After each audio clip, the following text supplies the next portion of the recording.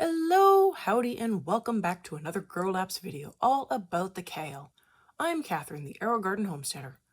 I have grown kale only once before, and that was outside, where it could grow to its full potential. So I knew this could be a beast of a plant to grow inside, let alone in a sprout. But I pressed forward as I wanted to experiment. This is part of what life is about, having fun and learning. So I started up some kale, and in the end I had 6 kale plants total. The other 4 eventually ended up in a harvest, but I started those at a later date thinking I would eat lots of kale in my salads. Kale is a heavy feeder. I think just about everything from the brassica family is a heavy feeder, so this didn't surprise me. I just started them off at full strength food and didn't have any issues for a while. I had decent growth, and I hate to blame everything on my poor failed lettuce, but without lettuce, many things I had grown specifically to eat in a salad did not get eaten right away, and the kale was no exception. So the kale continued to grow with few harvests. I did get some yellowing of bottom leaves, which should have been a sign that I needed to step up the amount of food, but I wasn't listening to my plants at that point, so it took me a while. Both plants grew well, but the one in front seemed to grow a little bigger. So at about week 14, I made the decision to trim the top off to see if that would make for bushier side growth. Plus, I had already maxed out the height of the light, so something had to be done to keep the height in check.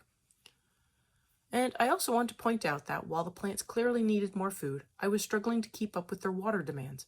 With just 2 plants in the sprout, I thought I would be fine. But boy, could those 2 kale plants really suck down the water. I absolutely had to be topping off the water every day, or I would risk the reservoir running dry. I even took to slightly overfilling just to give myself a buffer. I also had the same issue with the 4 plants in the harvest. Back to the trim. Taking the top off the kale did almost what I thought it would.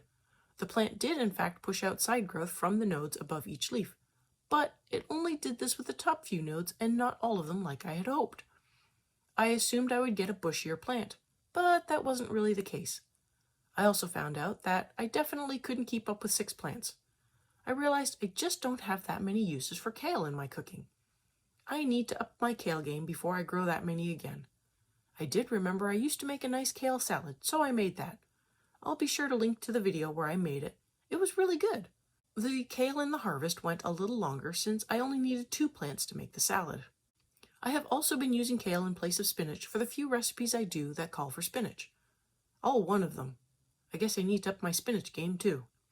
While the kale was a great addition to the winter garden, I feel that with better planning, I could be growing this outside, and I definitely do not need to grow more than 2 to 3 plants.